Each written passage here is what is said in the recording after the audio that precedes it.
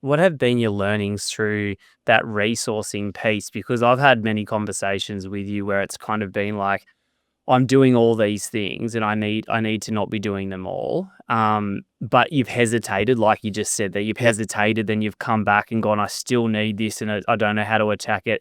It's taken some time to then get that person and then move on to the next person or the next system that you need to then outsource. The biggest growth in the business has been the last 12 months. Like, it's absolutely skyrocketed. And I feel like there was a point in time where we loved to travel, we loved to do overseas, and every time we'd go overseas, I'd have to work when I was over there, which I was okay with. I actually enjoy that, to feel involved. And I realised I got to a level that I can do everything.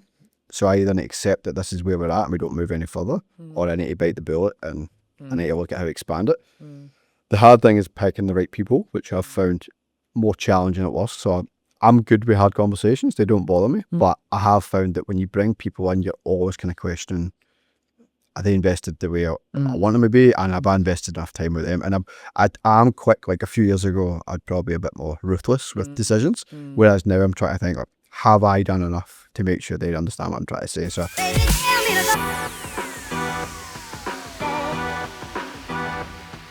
Where do I start, mate? Probably it's a privilege for you to be here, and we appreciate you coming all this way, mate. You've come all the way from the sunny Gold Coast, mate, Brisbane, mate. That's not the Gold Coast. Be careful, mate.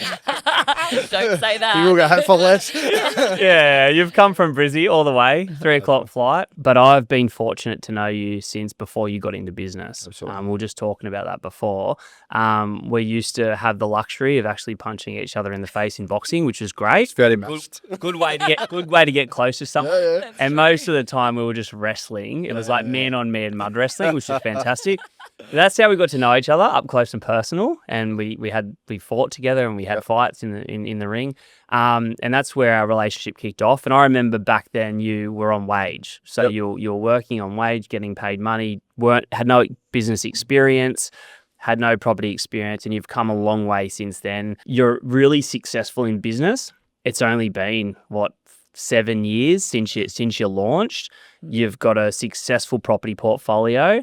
And I think one of the great successes that I've witnessed you have, in particular last 12 months or so, is you as a person. So you've really elevated as a person, your mindset, your mentality, your habits. And I think there's been a mirroring success because of your personal aptitude and rising up. You've seen your business grow phenomenally. Your property portfolio has grown, and you're really an all-round integrated, successful person right now. So we're super privileged to have you on. Thanks very much. Because I believe having you on, we know that it's going to help so many other people. Because, like Lisa said before, we're good at talking the tactics, talking the strategies, what we've seen work. But it's different when it comes from someone that's been through and had that success. It's a different sort of proof. It's a different sort of belief, which is encapsulated. So I'm super pumped to have you on. And I just want to make sure we can cover all the good stuff, all the bad stuff too, and be as real as we can. Absolutely. So welcome. Thanks very much. Thanks. Excited to have you. You are our favourite client. Thanks. In person, finally. We've had a lot of conversations. I hope he was subtitles today as well for everybody at home. So. Mate, the first time we were doing Zoom calls, I would sit there in the Zoom screen and go, what are you saying, brother? I love you, but I can't understand you. And now it's just fluid. I know. You get used to it. So listening closely, guys, you'll get used to the accent. But I second. You are the nicest guy. 100%. Like, you are. You're our favourite client. You're our favourite. Everyone says you're the man. Because you know why? I would like to extend on what you said. I think the reason why we love you and wanted you here today is because there's this everyone probably knows level 5 leadership, like what it takes to become a level 5 leader. And that's what I see you as, because you've got this humility about you where you're happy to say, I don't know this, I need to learn more, I want to, access this guidance, I want this advice.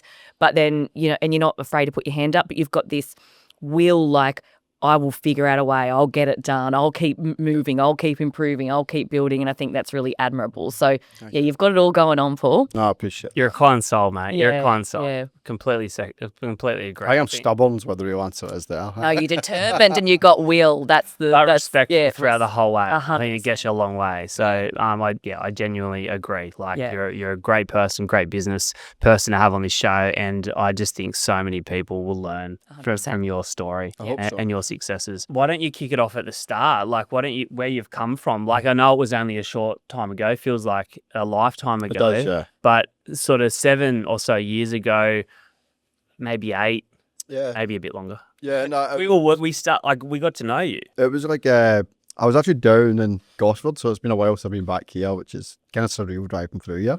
I was down here for a company I worked for as a project engineer. And like you mentioned, we used to punch each other in the face regularly. And I always remember the conversation. Wrestle. And I used to tell people a story all the time that I remember telling you on a Saturday morning, we're taking the wraps off, going for a coffee, and you said, what are you doing this weekend? And I said, I need to work out how to set up a fucking company because I have no idea how to do that. And he just started laughing, and I was like, do you know anyone? And you're like, bro, I thought you were like a chippy or something. I had no idea. You did real estate. Real estate. Because I see him in the gyms, he's got the tats and all that. I just assumed he's like tradie or something like that. And then I'm like, I didn't realise this guy was smart. Still not smart. Still not smart. I'm good at faking it. No, you done well. And you set me up back then. You kind of done unofficial back then. You were just kind of guiding me along what I had to do. At the Cafe Lulu's, I remember. Yeah, that's right. That's right. And I remember you telling me and you broke it down. And I always, when I still at this day phone, you say, tell me in idiot terms because I need to process this. Yeah. And I remember you told me then, I was like, I don't know if I can do this. Like, this seems way overwhelming for even me. But I took the punt and we done it. That was January 2018. And there was a bit of a backstory on that as well. I don't know if you remember. I was actually meant to set that company up with 5 of my mates. We were all jumping in. I was about to say something inappropriate, but jumping in deep there. And we were all going to do it together. And then literally I got the contract set up and I got my first contract win, what to go and do. And then everybody kind of went, I wasn't ready yet. I need 6 months. I need 12 months. And I was like, well, I'm fucking committed now. So what was your trade at that time? Like, what was you thinking around? Who were you? What were you doing? And then what made you decide I'm going out on my own to do this? So I was a civil engineer, staying in Gosford, but I had 2 projects to look after, one in Sydney and one in Newcastle, or Coombe. Yep. And I was working for a really good company. To this day, we do business with them, and the ex-owner I'm good mates with. Use them as a bit of a mentor, Penza, and they'd moved me down here to run them jobs. So I was quite young. I'm trying to think what age I was, 7, 8 years ago, like 25, 27, something like that. And I was quite young, moved into quite a senior position, overwhelming, kind of learned to embrace it. And then I got to that level where the jobs were finished here, I was going back up north. And the only guy above me was like the GM, who is now actually the managing director of the company. So I think I made a good decision, respectfully. Yeah. And I just had that kind of itch around me that I don't want to go back and just report to someone, work for someone. And while I was down here, we had to contract a few people, and I just saw the opportunity and just contracting people. So on one side, it was a bit of a opportunity. 2, it was a bit like I can make way more money just going contract, going self-employed. There was never this business plan or this is what we're doing 5 years or 7 years. It was just a case of let's just set it up and make some coin. Yeah. And then that was in January 2018. Took my first project, which was out in Roma, Western Queensland. And that was an eye-opener because I had to embrace it, full in from day one, go out west to Queensland myself. And the whole mentality of your head is that your wage comes in every week and you get paid and life goes on and move to the next job. Whereas this one was like, I need to do well here. I need to prove so that we can not grow the business at the time, but just make sure I get the next job or move on to the next. And it did come pretty natural, to be honest, once you get over that mindset. A lot of people still struggle with that mentality of wage, self-employed. What do you do if your job finishes? But what do you do if any job finishes? You just keep punching. And that was kind of where we went from. And then one job led to another, and it was just me for a few years just kind of bouncing. And then I got an opportunity down again, New South Wales, a project called Inland Rail, which is a pretty significant one. And that was the first time we got to bring people through the business, and actually it became like a legitimate business, I would say, around then. And then from there jumped up to North Queensland, and that was a big step up. And then today I'd say we're a full functional operational business. Got about 20 projects live at the moment. Got a fleet of vehicles on the road, which kill my soul every day. And we've actually got a bit of an infrastructure on the management team as well, which is humbling at times as well, because I still think myself as that simple guy. It's just doing sort of small jobs, and then you have to be responsible for people, as both of you know. So that is eye-opening, and learning every day though. That's the main one. What were some of the feelings you had when you were starting out? Like what feelings did you have? What worries did you have? What fears did you have? Like starting out back as that business owner, when your mates left you and you sort of started out with one contract, like what were some of the feelings and worries and late nights and things, limiting beliefs, limiting beliefs that it was just overwhelming trying, because now, like I see people starting out now and they talk about their stress, and of course I'm very validating to that and supportive, but sometimes like, oh fucking wish I was just at that stage. Like there's some days you wish it was just you and a few bills to get the door and you were happy and content. I know at the time you don't feel that way. But the biggest fear was, what happens if I don't get a job? What happens if I'm not working? And at that time it wasn't booming like it is now with construction. It was like busy. And then I obviously done things stupidly. I was getting married to see me have done it. So that was like, I don't know why I thought that was a good idea to start a business. But we done that and it actually worked out pretty well. But it was just the fear of, well, I'm something we not earn enough to pay for the wedding. And then we never had property time or any children. So that was like, I'd say in that sense of it, maybe I felt more relaxed. But a few people do come to talk to me a lot and ask me the same thing, like, I want to do this, And I literally say to them, we'll do it. Like, just do it now. Like, don't wait for tomorrow. Don't wait for someone else to give you an idea. Don't wait for someone else to take the opportunity. Like, just do it. Put your plan in place and get help. Like, help's a big one. And when I say help, I mean like a good accountant, like a good financial advisor. That's what you need. And then someone that can just support you and just kind of keep you accountable outside your little circle. I think that's the biggest importance that I've noticed, that mates, family, much respect to them all, but you don't get it if it's not done it, and that's just a reality. And I think some people feel like difficult to have that conversation and say, I can't talk to you about this because you don't fucking get it. And that's not rude, that's just reality. And if you want to grow, then that's the decision you make. And a good accountant is worth its weight in gold, especially when you're going through some rough times as well as the good times. More so the rough times, I'd say. We might start with the plan. You just mentioned then you got to have a plan. Like when you're starting out, you've got to build a plan. We kind of conceptualized a plan. It was quite crazy. Like you put down what you thought were big goals then, and I suppose there was that limitation on whether you could even achieve them. It was where your business would be, it was where your property portfolio would be. You set those intentions relatively early. Talk to me about that. Like what did that plan look like for yourself? Because you did put stuff down on paper. I did. You made me do this, which I wasn't a big thing, because I was already like, I don't buy into a lot of like keynote speakers, stuff like that, and I hate buzzwords. I hate when people just say like entrepreneur and stuff like that. You would love a buzzword, surely, Wilder. No, but it was skyrocket your Instagram page. Why you skyrocket one more time? You haven't said 10x, let's be honest. I haven't said 10x. That's the one. I'm always like, stop saying 10x. That is exactly what I'm talking about. Tony Robbins, exactly. Yes. People go, be successful. I was like, fuck, that's great. Fuck to do that. But that's what I'm talking about. And then you made me actually map out a bit of a plan. And I remember at the time, we were operating under 50 people working at the moment, which is massive when you think about it. But like, weirdly enough, I don't feel that way right now, because I'm quite, after like a rough 2 years ago, very down to earth, that never get complacent. But I remember I was sitting in Sydney airport, we were doing a Zoom call. I was flying home. I think it was just before COVID really kicked in, the lockdowns. And you said to me, what's your plan? And I said, in 5 years' time, I would love to have like 5 people working for me. I'm like, that would be like mental. Like, and I'm running numbers in my head going, I'd be so rich. Like, I'd be so rich if I could just do that. And then I was like, but maybe I'm getting ahead of myself. And you're like, nah, man, like, that's no 5 years. That's next year. And you're like, trying. I'm like, how do you even have time to do that kind of thing?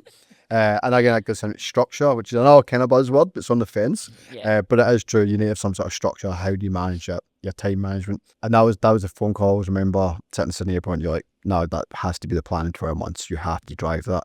And that evolves from like, how do you get that? Well, you need to start talking to people. How do you talk to people? Put time aside. And you were always on my case about doing everything myself.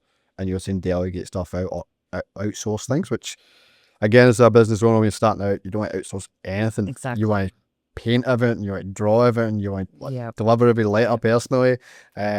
but it's not feasible, and it doesn't. There's a benefit to that, right? Because you learn it all. You're like, this is how I want it done in my company. And then I'm happy to tell someone else how to do it or Absolutely gain their insights, and we come together. Yeah, and even like on site, just on site right now, I'm on a job where I project manage like 4 days a week, but I'm not on the ground like I used to. Yeah. And like, I was a good engineer. I was really good on the ground. People knew me, like not the smartest guy, but I was on the ground. Everyone knew what I was doing. Yeah. But I feel like even being off the ground as much, sometimes I go there and I'm like, oh, the engineer will show me something. I'm like, fuck, how do you work that out? And I think like, I don't feel like, so it's that rusty feeling that you want to do everything because you want to be across everything. Yeah. And then there's that faith of, do you trust the people that sit there and can they do it the way you do it? Yeah. Because there's always that thing in the back of my head, no one loves your business like you do. And that's true, and that sticks there. So I understand it, but it's just, you have to let people take hold of it, and you have to delegate. And it's sometimes, like I said, you realise that they're actually way better than me at doing that anyway. So I don't know why I was trying to do it myself. Yeah. But you're always just thinking the money thing, I can't afford to pay that. But just try to offset what that does for the business. Exactly. What have been your learnings through that resourcing piece? Because I've had many conversations with you where it's kind of been like, I'm doing all these things and I need to not be doing them all. But you've hesitated, like you just said that you've hesitated, then you've come back and gone, I still need this and I don't know how to attack it. It's taken some time to then get that person and then move on to the next person or the next system that you need to then outsource. What have been your learnings through that? Because I've witnessed, like most people, they want to hold it or hold the role or the position, but they want to get rid of it as well. And it takes a bit of time. So what have been your insights and your learnings through that process? Because you've got, like you said before, you've gone from you to 50 people to a leadership team and a management team. But you've done it in a relatively quick time frame as well. Yeah. Whilst it took a bit of time to get that. There's fear at every step of the way, right? But you had fears to overcome and gone, is this the right decision? So how did you kind of weigh up each one? I think the biggest growth in the business has been the last 12 months. Like, it's absolutely skyrocketed. And I feel like there was a point in time where we loved to travel, we loved to do overseas, and every time we'd go overseas, I'd have to work when I was over there, which I was okay with. I actually enjoyed that, to feel involved. Yeah. But my wife used to be like, surely someone else can take that heat off, because I'd be so stressed going. And not like stress, like people think stress is rocking in the shower at night and crying your eyes out. Like, I would be that. I'd just be uptight and on edge and constantly checking. Can we just get here? Hurry up. I'll try and do this, and I'll try and do this tonight, so I don't have to do it tomorrow because something else came up. And like, I was realising I was just burning myself out real bad. And like, we've all got that ego in us that like, no, I can do it. I'm invincible. But obviously when you've got kids as well, you need to be more particular that your time's more valuable elsewhere. So it was a case of growing, and I realised I got to a level that I can do everything. So I either need to accept that this is where we're at and we don't move any further, or I need to bite the bullet and I need to look at how to expand it. The hard thing is picking the right people, which I've found more challenging at worst. So I'm good with hard conversations. They don't bother me. But I have found that when you bring people in, you're always kind of questioning, are they invested the way I want them to be? And have I invested enough time with them? And I'm quick. Like a few years ago, I'd probably be a bit more ruthless with decisions.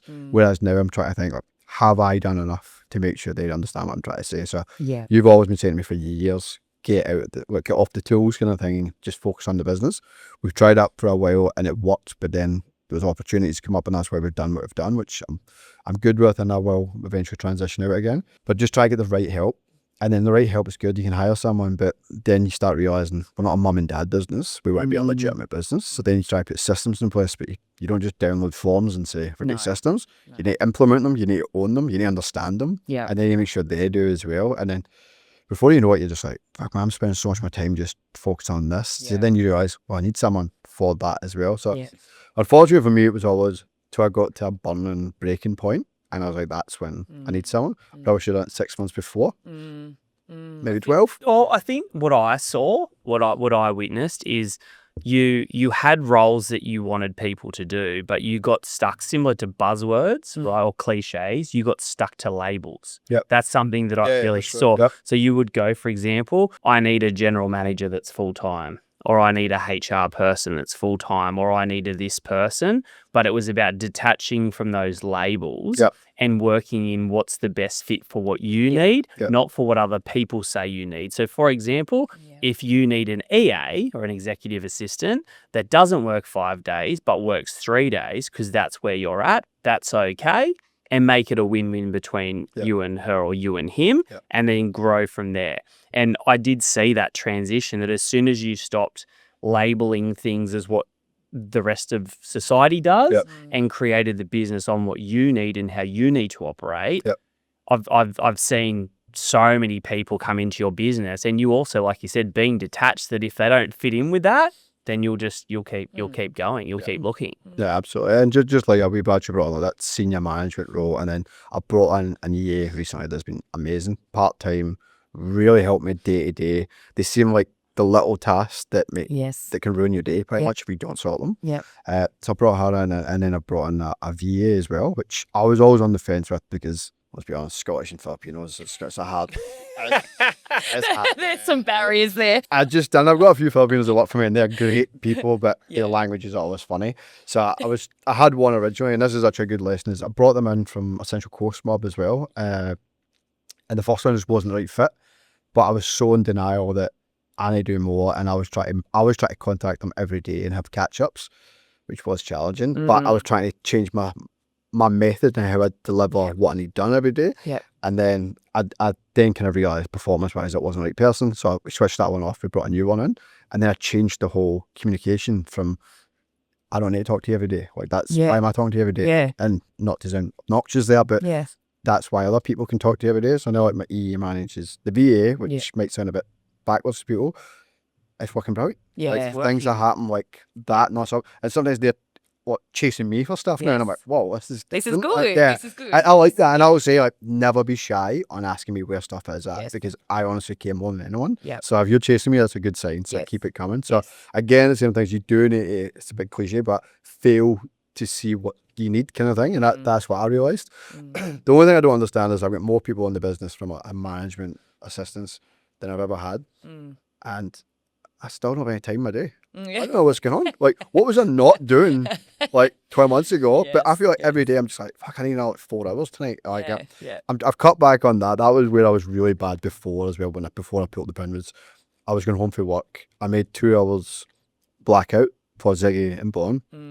As soon as Ziggy was in bed, laptop was back out up to 12 o'clock. And I always said I'd never be that way. I never felt stressed in that though. I was just like, that was me actually de-stressing, because I'm like planning my day for tomorrow, catching up with the things I've done. But then I realised, like, this is so unsustainable, because if I don't do that one night, I'm a hot mess the next day, and then just chase yourself the whole weekend. So growing a business is tough, right? It does require constant systemization. Like, I think that's something you touched on before, is those systems and implementing them so that stuff isn't continually coming over your desk or through your emails or for your approval or whatever it might be. You have to implement those systems. Absolutely. So, like, that's potentially why a lot of business owners sit there and they're up all night and they're always chasing their tail and they're always chasing people. And where's this? Why did we drop that ball? What happened? Like, what are some of those bigger systems you've implemented that you've seen most relief from? I love AI. I'm mad for it. And I do get shitty when I see people online that replace their jobs. I'm like, if you run a business and something makes your life that much easier, you fucking jump at it. Like, and that's the little things I will try to do there. That could be meeting notes. That could be like generating some software or some forms and stuff like that. Trying to get the simple things that take the longest, I don't even time, but effort, I suppose. Like, onboarding is a simple one. Like, just understanding there's a lot of tools there that you never think of using. Then you start using, like, why were we not using this like so long? So much time wasted. 100%. And even like Greg will probably back me on this one. Zero on board. People are probably using it for years. I found it 6 months ago, and I'm like, could someone tell me why I've not been using this? Like, oh my God, the amount of chasing to do with people to gather details and things. But processes are good. We just went through an ISO reaccreditation recently, which went well. It was a 3-day, very intense audit. But one thing I kept saying to the guys is, it was going through forms, and I was like, I'm getting rid of that form. And it wasn't like, don't look at that. It was like, I don't want systems or forms for the sake of having a system. If this does not help the business, I am not getting scrutinised for not using something that's absolutely useless. And that's the thing with ISO. You actually determine what your business is meant to do, so don't make it overcomplicated, right? 100%. And the biggest thing we put out of that, which I was actually interested in, we had the system. I knew what had to happen. I was trying to chase it, but there was no actual delegated accountable person, or I was the person for everything. And whereas that just spat out that was the, which we were actually already moving towards it, but it was just a more of a highlight of that's so important. And if people have their roles, then you don't have to check on them every day. Like, you don't even micromanage anyone. Like, people know when to stand up, when to be accounted for. And that was a big one for us. Yeah. But systems, AI, any tool at all that helps make your business run smoother, then I'm all for it. I don't know, people are hating on the AI at the moment, but fuck me. Oh, look, it's just rhetoric, right? But it does have such benefits. Yeah. But I think like what you said before is really important, because that's something that a lot of business owners do. We hear it all the time. It's like, I'm meant to implement all these processes and forms. Do you have all these forms? Do you have procedural guides that we can just replicate? And that's not what systemization is. It's about looking where you simplify, where you refine, where you delegate, like how you make sure people can do things without you involved, but not having a form because they say you should have a form. Absolutely. Or not having this massive guide that's 1,000 pages long that no one's ever going to read. So I think that's really a really good point. I think purposefulness and practicality in systemization is so critical, and it's chunking up the thinking around it. So there's so many businesses that will play at the what level, so they'll do the things for the sake of doing the things, when it's why are you doing the thing, like why, we've spoken about that so much, why are you creating a process for that, like what's the outcome, what's the benefit of it, Where do I add value? how do we make it ultra simple, like how do we make it like McDonald's, like that's the best systemized business in the world, and it's based on simple process done consistently, delivering a consistent result. Because we want to cover a lot of business insights and learnings from your story, and then start to move into wealth and property, because they've got a flow on integrated effect. If I pay this guy $1,000 a day, then I will charge him out at 1,100. And I was like, that's crazy, because there's no margin in it. But you're like, no, it's the right thing to do. And then there was no money. Come a long way. You've come a long way to the point where you do make really good revenue, but more importantly, you make great profits, which then allows you to obtain finance, to buy property, et cetera, et cetera. Talk to us about those big learnings, those big insights, even the ones where you had to go and do the wrong thing to do the right thing. Yeah, it's I think the one on that is discipline on what you're doing as well, and having not a plan, but discipline on decisions. The margin thing's funny, because at the start, I always had this theory that I was working, so I was making good money. I wanted to grow, I started to grow in this business that I could see an opportunity. Didn't really know where the limit was, but I could see it was going to grow. And I just kept thinking, like, I don't want to overcharge people, because I want them to use it. I wanted to get that credibility in the door. And it did. But then people start holding you to that number for a long time. And then you're like, I'm fucking running a lot of risk here. And the more you grow, then you've got more people. Feel more pain. And you're like, and then one client doesn't pay. So my biggest thing is cash flow, and you know my feeling on cash flow, right? Cash flow is the thing I talk about in my sleep at the moment. And she's not talking to me because I didn't make cash flow the first episode today, so I've actually had to push it back. That's why you're my poster boy. She hasn't looked at me the whole session. Just don't let Eva watch this episode. We'll be fine, right? But I've cash flow is a big thing. Like, it's important. Again, people think of that word all the time. They go, "Is there money in and money out?" What the challenge was for me is we grew real quick, multiple times. Like, we going well, peak, steady, peak, and things like that. And during them peak times, it's all exciting. There's a lot of revenue coming in. But then for me, it was how to manage it accordingly. And then obviously you need to manage your risk as well, which I've started realising. I've never had a client not pay me, so to touch wood, it never happens.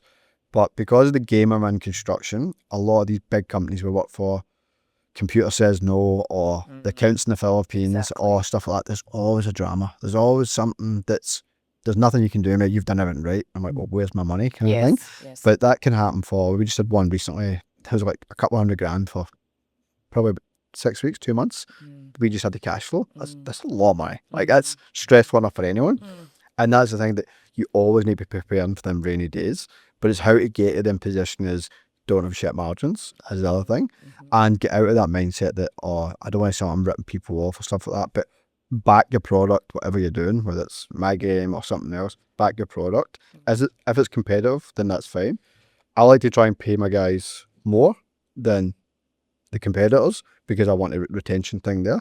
But I still want to make sure the margin's there to generate and keep us actually going through the rough times, because the cash flow is the thing that will absolutely wreck a business. You can be the most profitable business on the planet on paper, but if the money's not coming in when it's meant to come in, and you always pay your people first, is the thing I've always learned, is that gap can be very overwhelming. So even now we're having like a very good period of time on paper. I think the last 6-9 months has been the worst cash flow we've ever had, from a point of people just don't pay when I'm meant to pay. They always do pay, so we go to court and spend millions on court. you will get paid, and you just need to suck it and see, unfortunately. So like probably the resentment I used to have with clients not doing it has kind of died off. I've just kind of accepted this is the game I'm in, so I need to protect myself as best I can. So, but we've also developed systems throughout the We country, have, right? and to that's cater to that. That's big, and reviewing it weekly is big for me as well. Like actually checking where are we, and I've got my check-ins with Greg and stuff, which are good. So again, that goes back to my first comment: having an advisor that helps you in them times, like that is not a conversation you have with your partner, your wife and stuff, unless they're a chartered accountant. You need someone non-emotional telling you where things are sitting. Even though I might be emotional when I phone you, I'm asking a question, I need you to just be. You still handle it very well. You still need to give me a blunt. I won't cover you. I'll just punch you back. Eh? Can I ask a few talk, like obviously we're your advisors, okay, and we're not trying to plug your business here whatsoever. But how have we helped you, like as advisors, or how have your group of advisors helped you, and what have they been able to help you with that you wouldn't have been able to do? Because I think this is something we spoke about last week on the podcast. How there's a lack of advisors in Australia right now. Yep. There's those that say they're advisors, which aren't advisors. They're just labeling. Or people advisor. expect accountants to be advisors when really they don't do anything to do with cash flow at all, or whatever it might be. It's funny. So, and again, in my game as well, everyone's got the best accountant. Everybody speaks to the best accountant, and I get it, and obviously I do. But I thought so. But the thing I know is a lot of people don't understand this type of business, that they keep saying, oh, I need to check my accountant, or my accountant's not said it, and so it's all good. And I generally say to them, how often do you talk to them? Like, and it's like, oh, quarterly when the bass is due, or whatever it's like. I'm like, I text Ryan about the most random stuff constantly. Yeah. And you need to have that relationship where you can ask questions about things. And even if it's you're just like, mate, put that phone down and don't try that. Or just understanding, I never knew that was a thing, and you learn stuff. So I think the communication has to be regular. You have 100%. To be talking to them. Yeah. And a lot of my mates who've got businesses or even property now always ask me questions. And I generally see myself as a very simple character. I'll be shocking, but very simple. But then you start getting information like, oh, how do you know that? And I'm like, I don't know. Like, you just kind of learn it over time, but you learn it through doing it or not doing it correctly, and you learn the hard way. But I just feel like you having them people you can actually trust, and they have to give you the right advice, like legally. Yeah. So you're actually got someone in your corner. Then I'm very shoot for the hip a lot of the time, and I'll make things happen. If I think it's an opportunity, I'm going to go for it. Yeah. But there's sometimes I just need to make sure. Yeah. When you grow a wee bit bigger, you're like, there's more risk here. I think that goes back to the way we opened this session. Is you're very curious. Like, so we know our stuff, and I say that all the time. We really know our stuff in business and property, but you have a very super curious, humble mind where you'll ask all the time. Like, you'll never put up that barrier. You'll go, what about rentvesting? What about trust structures to get more lending? How do I get this person to do more of what I don't want to do? Like, you shoot from the freaking, and I'm like, that's gold. I love it. Because we love giving it to you, and then you go and execute. So I was like, that's a good question, Paul. It's like, let's scenario plan this. Yeah, it's like, you love it, and I love that. But where I'm going with this is, there was a time, and I'm all about keeping things real and talking, not just about the great times, but the hard times. Oh, yeah. And you and I had that hard time. It's imprinted in my psyche. Circa 18 months ago. There's been some hard times that I recall as well. Oh, this is up there with the doozies of a lifetime. 100%. Talk to us about that, because the way we attacked it, but you attacked it, and how quickly you overcome it and then grew from it it's profound. Yeah. Talk to us about that. So actually it goes back to a few things. So advisor, structure, and complacency. And I'm not a complacent person. Hopefully Bonnie doesn't hear that, but I'm not a complacent person, and I let shit slide because, one, I just assumed that everything was sweet all the time without questioning it. And as you say, I question everything. There was a period where we were doing a lot of things. I'd actually stepped back from project work, and I was just concentrating on the business at that time. So like, income was a bit lower than usual, but it was cool because we had people working, stuff like that. We bought 2 properties in like 6 months or 5 months or something. So like, we'd made some big decisions on that. And then I never really had a structure of help at the time. Well, I did have like part-time or retainer kind of help, and it's not them, it was me not making people accountable or being direct on what I expected them to do, or maybe they asking me what they're doing. So there was a few things that got missed, and some of them like tax bills, some of my invoices, so over a combination of time, there was like a couple $100,000 of an issue. that just appeared overnight, and we weren't in a position at that time. And I think at that point I just pulled some money to go and buy a property. So I was like, oh my God, how has this happened? Felt like the world was folding in, because again, from the outside looking in, these guys are killing it, they're going well, and it just shows you how, if you don't stay on the ball, how quickly things can turn. And like, even now I get real, I would say erratic, excited or frustrated or even a bit short when I feel like people aren't taking it serious. I need to. And I have conversations with my GM sometimes, and he'll be like, bro, like, we spoke on Thursday, we said Monday would be done, but then on Friday I'm phoning like, nah, I'm not done now. Like, and he's like, we just spoke. He said it's like Monday, and I'm like, I know, but something's going to happen Monday, mate. We should get it done today. And I'm like, I know that's not reasonable. Like, I get that. It's intuition. But now it is. It's really that keep my feet in the ground. Now I'm very humble in that sense that don't get too ahead of yourself, and always be ready for someone coming over with an overhand right, pretty much. And that's what I'm always worried about. So it's about keeping on at it. And then at the time, like, to me, it was the biggest black hole ever. And I'm not a guy who gets depressed. And that's not to sound disrespectful, naive, or anything like that. I have some serious hard times like everyone. I don't get depressed. I just get frustrated, angry. That's my mentality. Go and punch a bag, and then I come right for a bit. That was the first time where I was actually, like, for a long time, just feeling it and going, how the fuck am I getting out of this? There's this mentality that I live by. It's a Scottish term. It's called you have to, and it's just translated, it means you have to. And even I figured that. I was like, makes sense. And it's generally just gone that no one else is going to do it for you. So you have to do it. You can't hide under your bed and hope that the monster disappears. You have to tackle it. And it's not nice, it's not pretty, and it's, you need to swallow your pride a wee bit as well. But you just have to tackle it, and it's literally one step at a time, one round at a time, and go through it. So I remember the terminology used at the time when I phoned you, and I'm like, man, I'm in so much trouble here. And I've never heard you like that. Yeah, that was the first time. I love I can feel the emotion. Yeah. Up. Like it was like it was yesterday. Yeah, and it's because I think it's important to hear, for people to hear it as well, because everyone just hears all the success and how real it is, and it's not to say, poor me. It's going, you need to be on the ball all the time. Business is not for everybody. But you said something as, when did you leave high school? And I was like, I was about to punch you through the phone. I'm like, fuck, this is not. I felt it. And I'm like, I don't know, like 16 years ago. 18 years. Was it 18? Yeah, 18 years ago. And then you're like, does that feel like 18 years? I went, nah, fuck nah. And he's like, so how quickly was 6 months ago? Because we had a plan at the time that we do this for 6 months, where it was the drama. It'll be a tough 6 months, but you beat the drama. And you said that, and I was going, fuck, what a weird analogy. And then you're right enough, like, it's 6 months felt long, but they also went like that, obviously.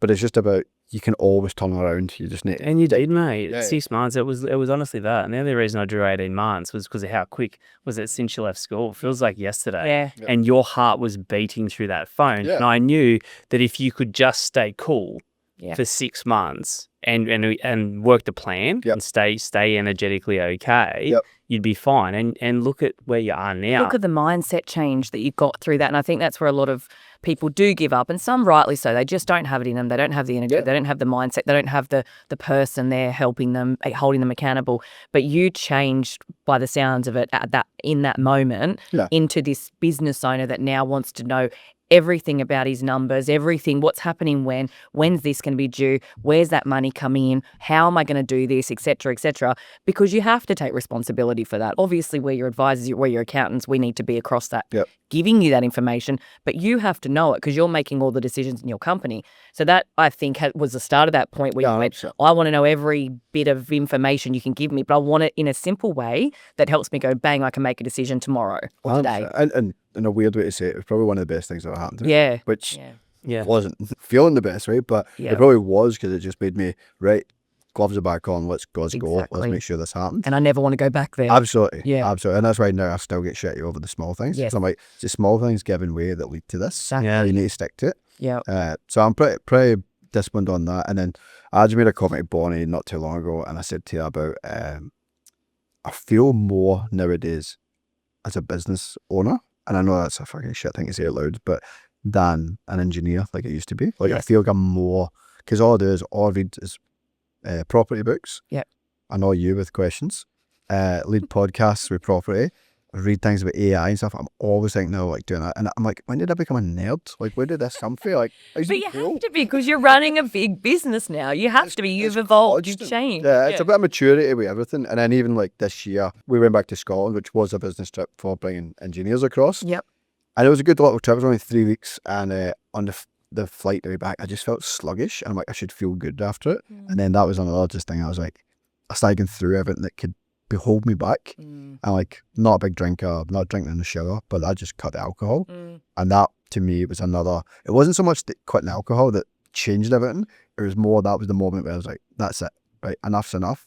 Back on discipline. I could kind of feel myself, I'm like, are you getting complacent here? Are you getting too relaxed again? Stuff like that. And it's, again, you just need to keep resetting with yourself and checking in with yourself to see where you're going and why you're not That's that high performer mindset, isn't it? We touched on that in one of ours, and it's like being able to call yourself out and recognize when you're might be relapsing, it might be going backwards, but being able to pick that up straight away and then get better. Absolutely. That is the high performer. That's the mindset that business owners need to have. Absolutely. Yeah, and absolutely. That's your biggest piece. 100%. Like your biggest piece, right? And you've seen me fail in business. Like when we started out, I failed in business, but I came back, right? And it was all because of a weak mentality, which I talk a lot about.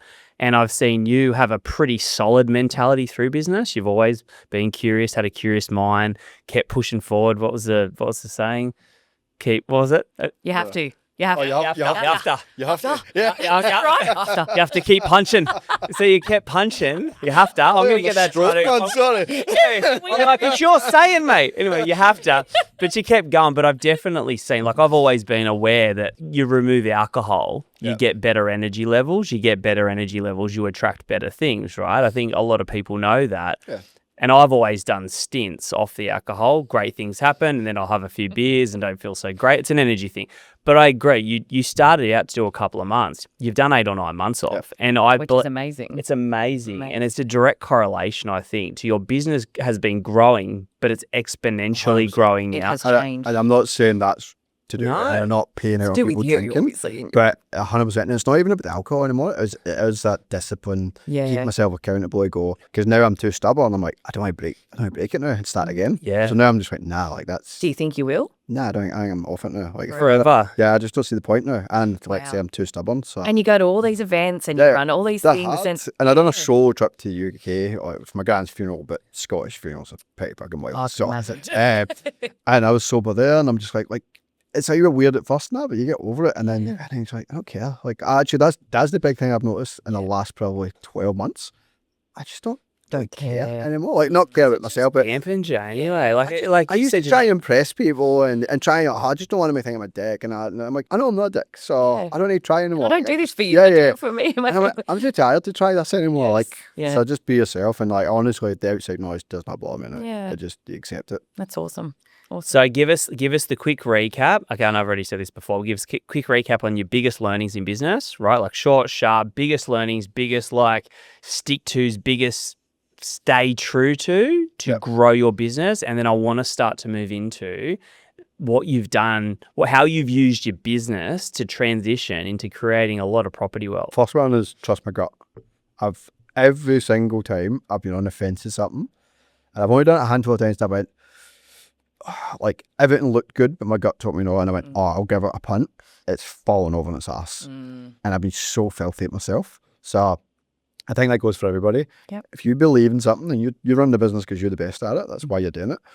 Trust it. Back your gut. Don't worry about the numbers. Don't worry about anything else. Just fucking follow through, because that feeling of I fucking told you so to yourself is the worst feeling ever. And then on the opposite side, when you actually realise that was a fucking great decision, that's why you're in the hot seat. So trust your gut, be disciplined in yourself, set yourself a plan every week. Like, again, not Tony Robinson and have fucking grand scam fucking skates. But just like, I do these things now, I do 3 goals a week, and it's personal, business, and family.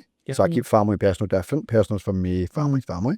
And every week I set them now, and it's amazing how simple but hard they are. Like, it's actually hard to follow them 3 fucking things. But it's good that you're conscious of those 3 things every week. Perfect. But if you don't have a plan, then you're never getting there. So that's probably the main one. And then last one is probably, again, it's kind of similar to the discipline, but I'd say complacency. Never get complacent. Never think that work's going to be there tomorrow.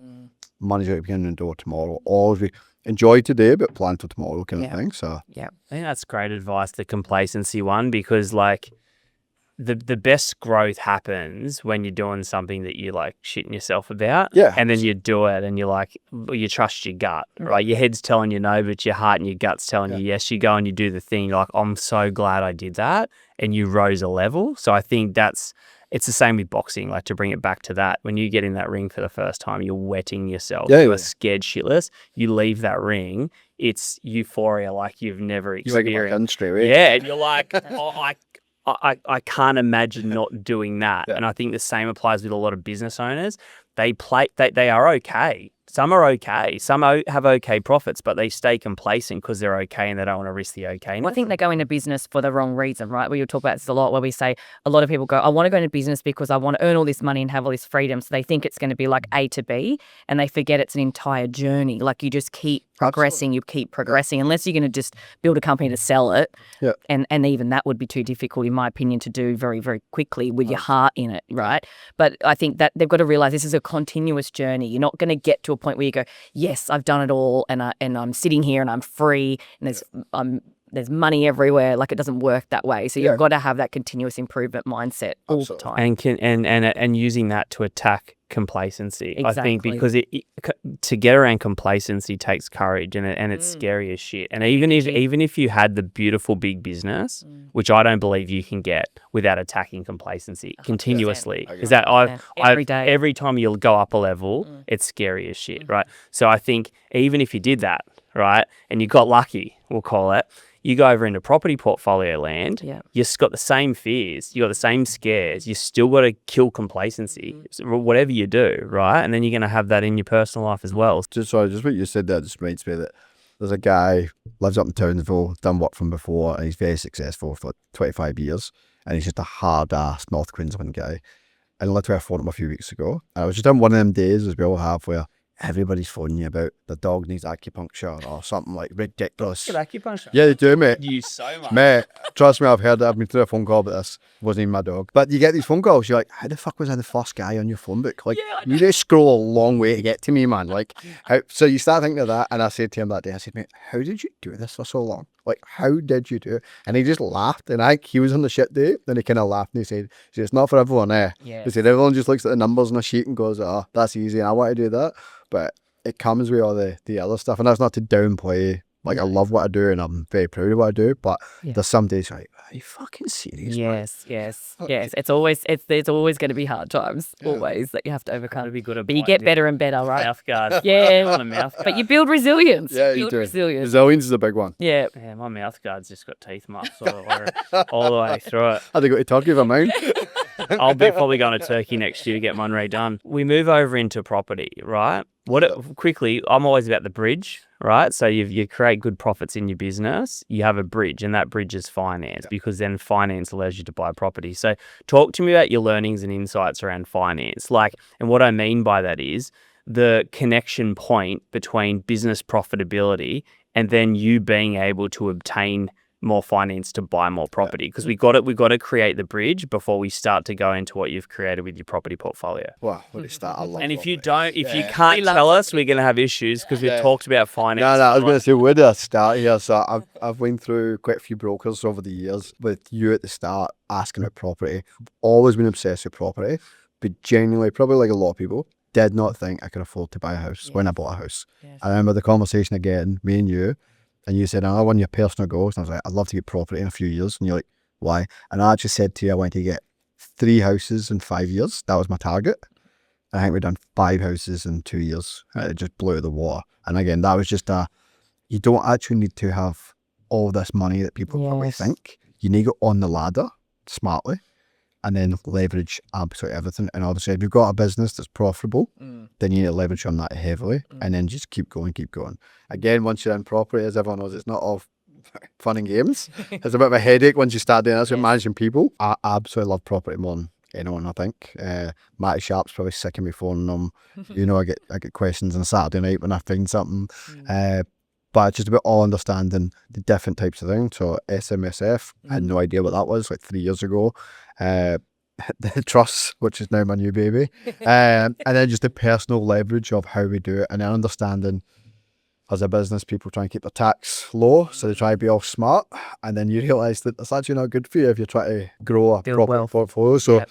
paying tax sometimes is not the worst thing in the world, because it might actually open up the floodgates for everything else. And that was another one, because something I've actually been telling people recently, a lot of people have just started business have asked me the same thing, and I'm like, don't be scared of paying tax. Like, Yes. I understand you don't want to pay tax, but if you're paying tax because you make fucking money, like that's a good place to be. Yeah. So, and the same thing as property, if you're trying to build a property portfolio, you want to leverage off a successful business, then you need to make sure that profit is as big as it can be, or you're holding yourself back. So that was a bit of an eye opener for me of how it's not always the smartest move to offset everything. Yeah, it's a huge mindset shift. It's a huge one. There's the whole one we would talk about all the time, which is like you can save 25k in tax or make 200k of wealth, and it's like it's a 10x differential. But so many Is extra. that word? He said 10x. He said it. He says, I don't ever say it. Get my headpiece. Within context, okay? 25k tax saving or make an extra 200k wealth. Headaches. By numbers, not by energetic impacts, right?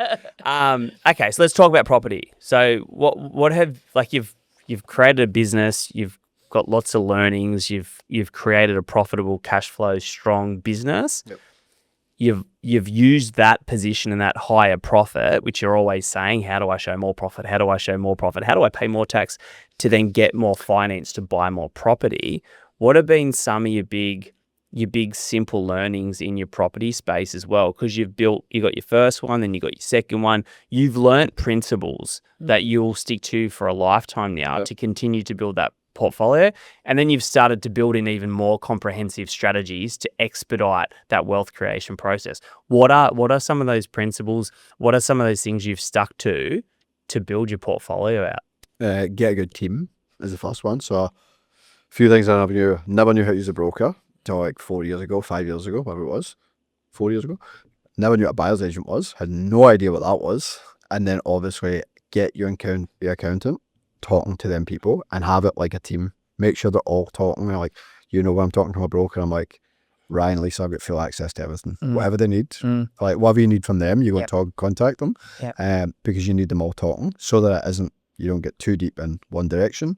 And then having, like we talk about buyer's agent, having a good buyer's agent for what you're doing and a bit of a strategy. Again, buzzword, but it's true. You need to have a strategy. 100%. Because I hear a lot of my mates that they don't want to pay the small fee, is what I would call it. They're like, oh, when do we do that? I can just go and buy across the road from me. I'm like, all right, go mate, get on your lad. And you've got 400 people at the open house you're competing against. So to me, that was a no-brainer. And like, without talking about numbers, the first two properties we bought with a buyer's agent, off market, match up, instantly valued like 50, 60 grand over what we bought it for. Like, So it paid for its fee. Absolutely. Yeah. Overnight. Yeah. So, and then you learn things just on that. SMSF, you learn things about that. Like, I had no idea you can pull equity at SMSF. Should have done more research on that. But it's not a bad thing. Obviously, there's the money in there. You just keep learning as you go with different things and how to use that to grow your super, or if it's your personal and you get a good investment, and where to buy. And don't buy in a hot market, pretty much, is just because everyone's talking about it, it's probably too late. 100%. It's great advice there. And just with the tax piece that you mentioned before, I think something you've done really, really well is you want to make more profit. You want to pay more tax, so you obviously show more profit, so you're able to get more lending, right? You plan really, really, really well for your taxes, which is why they don't come and bite you in the ass like a lot of businesses have happen, because you're like, when's this due? I need to know when this is due. I need to make sure I've got money for that. I want to pay that ahead. I want to put that money away, whatever. So I think that's a big important point, that you ensure that you've got that money there and you're planning for your profits. You're not just letting them fall in your lap and then going, oh, tax is secondary. You're going, okay, if I earn this, it means I've got to pay this. Yeah, 100%. I think with the jump back cash flow, what I also struggled with the business was we went from having like one invoice a month to a client up two, and they always fell on the 30th or the 1st of the month. It was dead easy. Money comes in, there's your money, there's your tax, there's your super, there's your GST, and then your pay your contractors.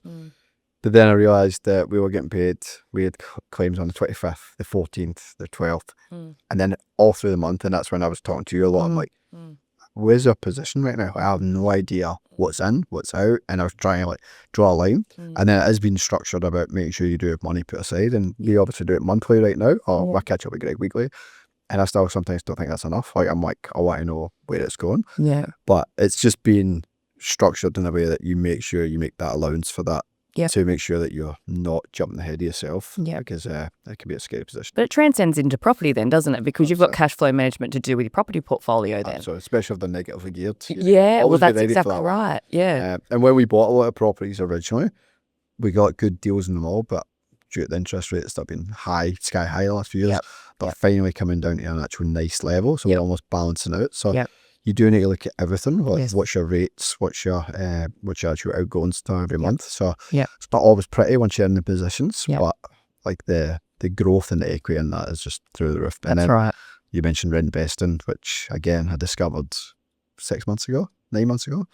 I start Rentvesting tomorrow. So I'm moving into a rental and I'm selling the house. And so I'm going all in for it. So how did that journey go with your wife? it was a challenging conversation, trust me. We're still on the fence on where we want to live, like forever home as people call it. And we live in Brisbane, Bonnie's from Townsville. Ziggy's 3, turning 4. So now we're at that age, it's like schools and things like that. We don't move around too much. I wanted to move to Sunny Coast. Bonnie wanted to move to Gold Coast. So we've kind of stayed in Brisbane because we can't agree. So we're now decided that we do 12 months, 24 months of renting.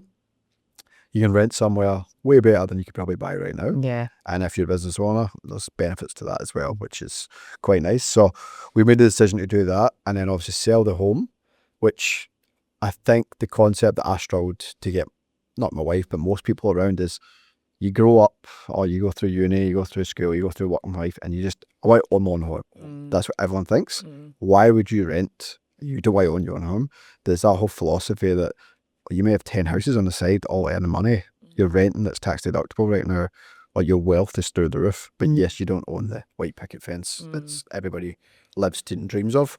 So once you get into that mindset, we'll probably do it for a few years and hopefully go hard with the property sale. Therefore own a principal place and hopefully rent best pretty hard. And when I say rent best, 3-4 properties overnight effectively is what we might go for. Sit and watch them grow and then hopefully put that into maybe the forever home, whatever that is, that we might not be able to buy right now because we're priced at the market because it's crazy. Or and what are some of the good financial benefits of rentvesting as well versus you living, like just keeping your principal place of residence or your home and then having rental properties in addition to that? What's the big benefits that you're getting? I think financial, because I remember I asked a broker, I asked pretty sharp, and everybody, I thought all you were going to say, you're absolutely crazy, shut the hell up. Every one of you said the same thing, that you'd probably have done it a few years ago, but more commitments and stuff like that, because it is a big commitment to pack up and move to a rental and stuff. And I think the benefits is obviously financially, like your tax deductible income, depending if you're working from home, things like that, massively. Or utility bills and stuff like that as well would be the same. You're paying with rent through, you're paying your mortgage through post-tax money, effectively. Whereas you're paying tax and then paying it into your house. It's taking forever to pay off. You're paying off your other properties much quicker. And it also opens up the floodgates that you're actually, if you can compound the growth in that, and that's the excitement part for me. Like if some of these properties got 10-20% a year, like how do you save that money? How do you make that money just by working a business? Like you don't get rich, run a business that much money. You need to actually diversify and do something. I think they were the big things, mate. The big thing was the market. Like most people don't live in the best market to be invested in right now. And that was a big thing for you to understand. And so if you rent, which is, like you said, so much cheaper right now, you're able to invest in the best markets using the best personnel to do that. And I think just so much servicing power. Like there's just millions of dollars not caught up in a home that you can't use. But in fact, it's freed up. It's freed up to invest more and to invest bigger. So, but again, your mindset piece on that is like, not being complacent. Like you fought for the reason, you fought for the why, you fought with your wife and you're Still am.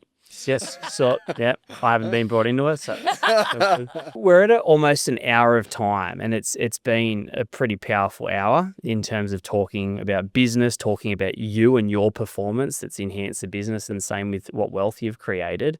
I want you to really like go into your memory bank and all that timeline you've got, and sort of just sum up again all the insights, all the big things in terms of your business, your wealth, like, because there's viewers right now. They're seeing you on LinkedIn. They're seeing you on Instagram. They're going, he's come a long way. He's doing great stuff. Like, you talk about it to clients frequently, or you talk about it the team. They're looking at you for inspiration. They're looking and wanting to listen to you on how did he do it? Like, what can he say that moves me forward? What are some of the big things that you'd wrap this podcast up with? Because there's a lot of people that aren't as good as you right now, aren't in your position, aren't at your level to be in it. Prosperity. Think prosperity. You've done all this work, and do you feel prosperous? What do you feel I now? feel hungry every day right now. Like, that's my big thing. Like, I'm excited to do something. But it's just about outworking the person beside you. There is smarter people out there than me, and there's smarter people than you sitting on business. But hard work, I work it every day of the week. And I just think, put yourself out there. Don't care about the outside noise. People want to talk about you anyway. People want to judge what you're doing, but they don't pay your mortgage. They don't pay your investments. So if you're doing that way, so just believe in yourself. And like the big ones, even like social media, or even the podcast, I'd have slapped myself 5 years ago if someone said, "Can you do a podcast?" I know. I asked you. No, I asked you.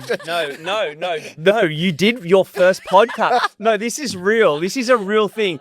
You did your first podcast over Zoom with me, and we recorded it. I was horrendous. And you got in and out of there real quick. Yeah, it was horrendous. And it wasn't enough.